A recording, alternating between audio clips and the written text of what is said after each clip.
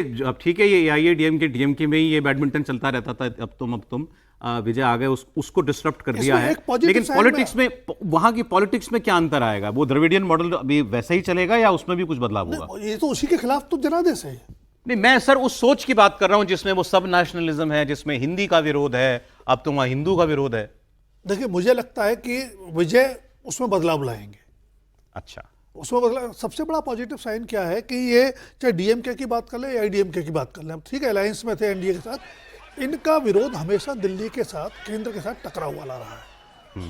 और चाहे वो हिंदी का सवाल हो या उत्तर भारत की प्रभुत्व का सवाल हो या उत्तर भारतीयों को लेकर के जो मिसकंसेप्शन बना हुआ उसको लेके हो, विजय उन सारी चीज़ों से मुक्त है। कम से कम चुनाव प्रचार के दौरान हमने ऐसा देखा। वो भाषा नहीं बोल रहे, वो भाषा नहीं बोल रहे। दूसरी बात क्या है कि विजय ने जो अपनी वहाँ इमेज बनाई है स्टार अपील के साथ साथ, वो एक जन नायक की इमेज बनाई है। उनकी जो आखिरी फिल्म थी जन नायकन, जो सेंसर बोर्ड में फंस गई, अदालत में लड़ाई लड़ी और अभी तक रिलीज नहीं हो पाई, तो वो इमेज जो है उनके सामने एक बड़ी कसौटी है। उस एक बात वैसे सोच की ये भी ठीक लगती है, केंद्र से कहीं ना कहीं सहयोग का, वही मैं आ रहा था सर जी, कि अगर AIADMK सपोर्ट कर दें इनको और ये एक अंडरस्टैंडिंग बने कि आप इस सेंटर के साथ कन्फ्रंटेशन वाली राजनीति ना कीजिए, तो ये तमिलनाडु के लोगों के लिए भी अच्छा है। वो NDA का टैग नहीं लगवाएंगे, लेकिन केंद्र सरकार के साथ सहयोग के साथ राजनीति करना क्या खबर है समीर जी, कहां से आएंगे इनको जो 8-10 जितने भी और विधायक चाहिए? देखिए, अभी इस खबर तो यह है कि उनके सामने सारी पार्टियां लाइन लगा के खड़ी है। ये उनको तय करना है कि उनको किसका समर्थन लेना है। सत्ता में आना कौन नहीं चाहेगा, सब चाहेंगे कि भाई हम सत्ता का हिस्सा बन जाए। जो तय है कि विजय सरकार बनाने जा रहे हैं, तो उसमें कांग्रेस भी चाहती है कि किसी तरीके से हम इसके अंदर शामिल हो जाए।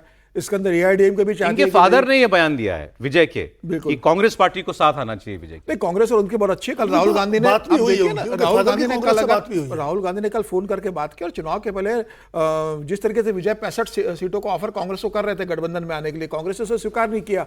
कांग्रेस को लगा कि DMK सरकार बना रही और DMK के साथ कांग्रेस चली गई, तो कांग्रेस का विजय के साथ संबंध अच्छा। और जिस तरीके से DMK जो विजय पॉलिटिक्स करते हैं, जो क्रिश्चियन और माइनॉरिटीज की वहां पर तमिलनाडु के अंदर, कांग्रेस को वो सूट करता है।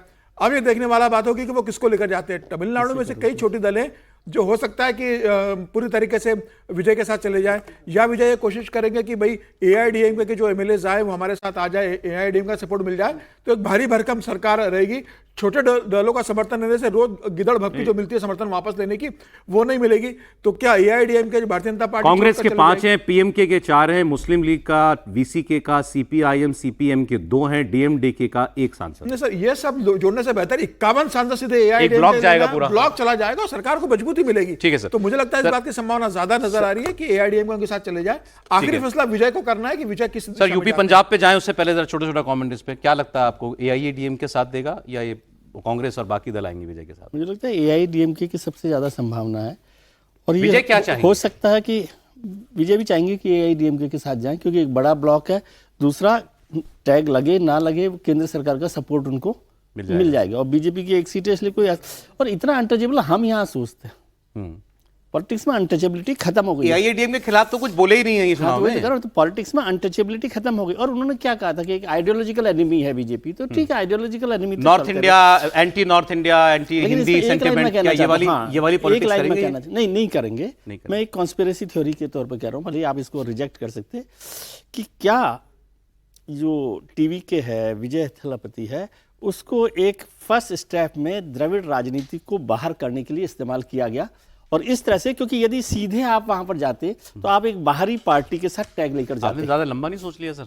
आप देखिए इसको, क्योंकि भारतीय जनता पार्टी वहां जाती है। बीजेपी ने भारतीय जनता पार्टी के तौर पे वहां पर गेट खुलवाने के लिए पहले इनको भेजा। उनको भेजा कि नहीं भेजा, लेकिन उन्होंने कहा कि इनको चलने दीजिए यदि वो आ गए, क्योंकि वो अपने पिक्चर रिलीज करा देते। इनकी पिक्चर क्यों रोकी थी फिर चुनाव से पहले? वो सब चलता रहता है ना। लेकिन मैं ये कह रहा हूँ कि मैं ये नहीं कह रहा कि बीजेपी ने उनको भेजा, लेकिन बीजेपी ने सोचा कि ये आ गए तो this is the good passage for entry, कि एक बार द्रविड़ राजनीति तो बाहर हो जाए ना, फिर उसके बाद। और ये चिपक गए कुर्सी से, तो नहीं चिपक जाएंगे तो भी भारतीय जनता पार्टी की एंट्री का रास्ता आप खुलेगा। आप देख लीजिएगा तमिलनाडु में, क्योंकि ये द्रविड़ राजनीति की पिक्चर खत्म हो रही है। इंटरेस्टिंग थॉट सर, समीर जी, विजय जी, हर्षवर्धन जी। नहीं देखिए, द्रविड़ राजनीति के समापन का तो ये लगभग तय है, ये बात तो मैं लगातार कह रहा था। और मेरा तो ये भी मानना है कि अपॉर्चुनिटी मिस हुई है भारतीय जनता पार्टी से। वही बात मैं उसमें देख रहा था कि उनके जो प्रत्याशी जीते तो सिर्फ एक हैं, 1000 से भी कम मतों से, और सबसे अधिक उम्र के हैं, 79 वर्ष उनकी उम्र है, लेकिन 5-6 लोग ऐसे हैं जो 5-6 हजार मतों के अंतर से हारे हैं। तो अगर उनको देख लें तो संख्या वो 7-8 की दिखती है,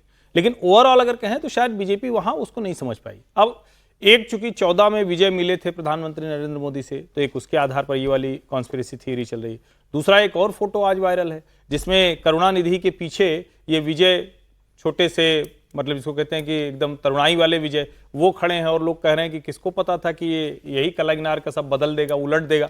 तो ये सब चीजें, लेकिन ओवरऑल क्या है, विजय ने यंग जनरेशन को और मतलब तमिलनाडु का चुनाव कहें तो पूरी तरह से सोशल मीडिया पर लड़ा गया चुनाव था। अन्नामलाई उस जनरेशन को अपील कर रहे थे।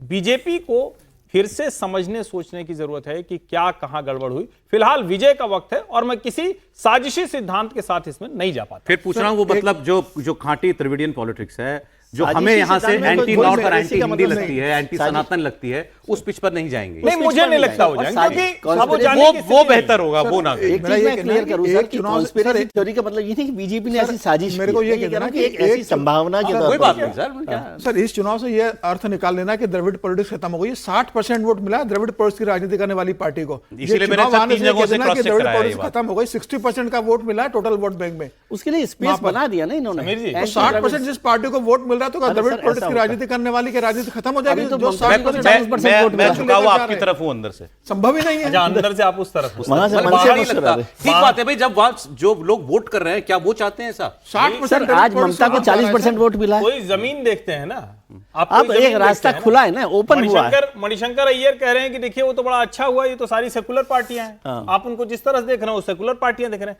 सवाल ये है कि परिवर्तन हुआ क्या? द्रविडियन पॉलिटिक्स का वो परिवर्तन आगे समझ नहीं नहीं होगी। वो 60% का चंक उनके पास आज भी है 100 में से।